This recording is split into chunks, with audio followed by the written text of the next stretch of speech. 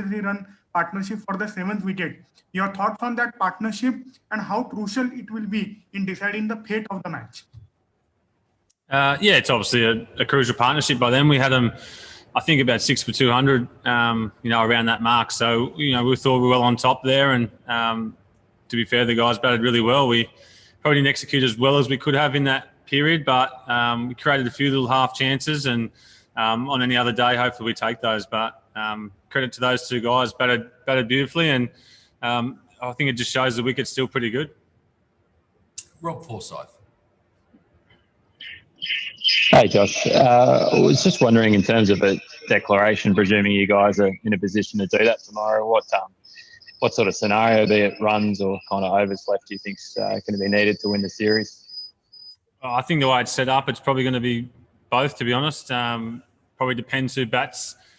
If Davey bats a long time, I think things happen pretty quickly, as we know. But I think it'll be pretty similar to maybe Sydney.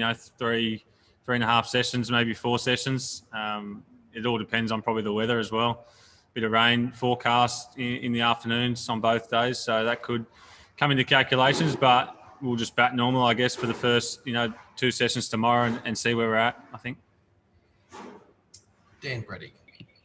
G'day, Josh. Did it feel a little bit today like the 4 bowlers you've been together through the whole series? It just looked like, obviously you've had a big workload. You all bowled pretty well, but did it feel like you're not hitting the wall, but you were pushing up against it a bit? No, I don't think it felt that way.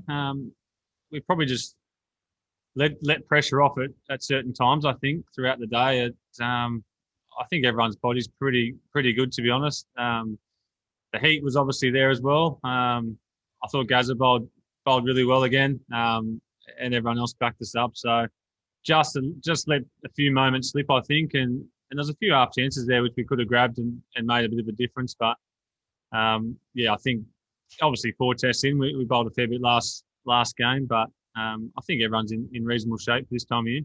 And what was the discussion like sort of with that short turnaround between the games about that? I suppose the 4 of you wanted to stay together to see out the series, and I guess sort of how much discussion was there around that?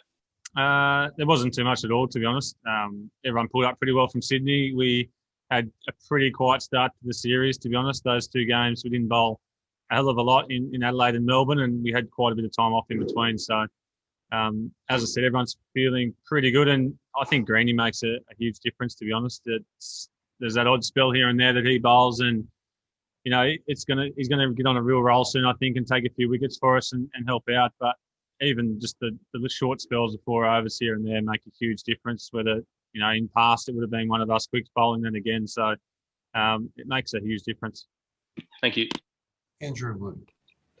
Yeah, good day, Josh. Well done on the 5. Just you mentioned before about Nathan Lyon and how you said that he'd been bowling pretty well. How have you sort of seen throughout the series? Because he probably hasn't got the wickets that we would have expected. And what role do you expect him to play days 4 and 5 when you're pushing for victory? I don't think it's going to help him too much, to be honest. Up here, it's probably more the quicks and a few of the cracks opening up. We didn't see a great deal of spin. Sometimes here on day 1, there's probably the most spin when it's a bit tacky, but this is a bit of a different wicket than previous years, I think.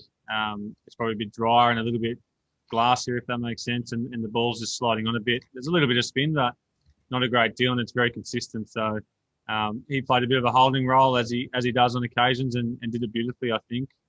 Wickets will come at some stage if he just keeps bowling in the right areas. So obviously Indians are great players of spin as well, and we've seen that throughout the series. Thanks, Josh. Andrew Ramsey. Oh, good day, Josh. I'm just wondering whether a day like today kind of puts the day in Adelaide into a bit of even sharper focus against their first strength team back then, and they nicked everything and got bowled out for 36. Today you're against tail enders you probably hadn't seen before bowling in the same area, and it just wouldn't work, would it? Is that how it felt? Yeah, to a degree. I think Adelaide was, I guess it's hard to put a finger on what exactly happened at Adelaide, and you probably don't see that every day, and we haven't seen it again, obviously, in this series. But I think the tail enders, I think these days, I think number 8's there's not much difference between a 7 and 8 these days, and they put a lot of work into their batting, not just Indian team, but every team around the world, and 8s, 9s, and even 10s sometimes are really hard to get out. So you just got to treat them, I think, like a top order batter, unless they have a real specific weakness. But we'll probably go back to our normal stuff in the second innings, I think, and see how that goes. Raj. Thanks, Cole. Congrats, Josh.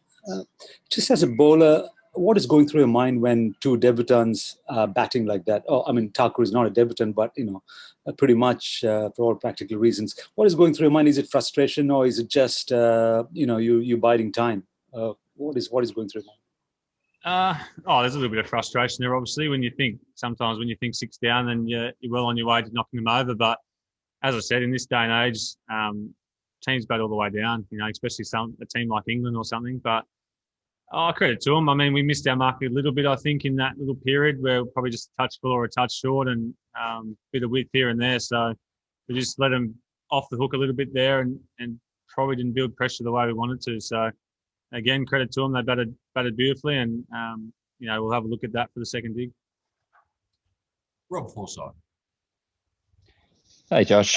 Tim talked a bit about losing his cool in Sydney. I was just wondering, what was he sort of like today during that partnership? And I suppose, was there any sort of message from him or from JL either during it or at the end of the innings?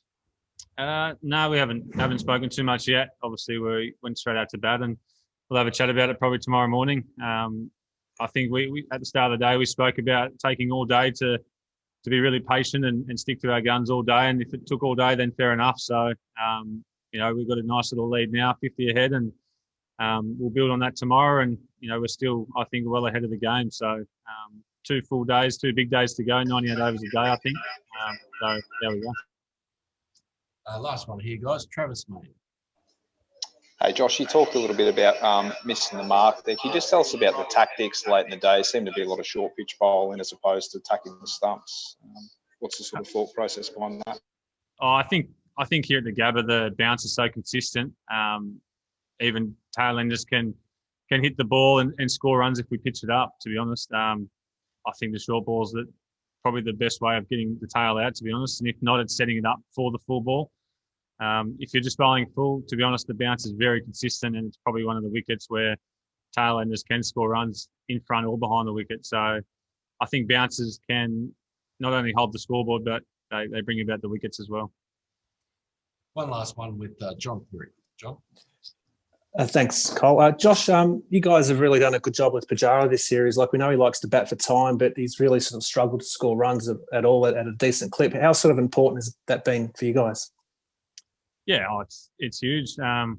He's obviously probably the key wicket. One of the couple of key wickets there at the top order, and I think if he bats big time, then it makes us tied for the Rishabh Pants and those guys to score runs at the back end when we're a bit more tired. So if we can knock Pujara over early, we get 5, 6, 7 numbers in with a relatively hard and newish ball. So yeah, he plays a massive role for them, and I think Paddy obviously has been on top of him this whole series and still batted a bit of time here and there, but we've really, really squeezed on the runs, and I think that's sort of playing on his mind a little bit now and bringing about his downfall. Thanks, Josh. Excellent. Thanks, John, and thanks, Josh, for joining us today. We'll catch up with everybody tomorrow. Thank you. Cheers. Thanks, Josh. Thanks, Cole. Thanks, Josh.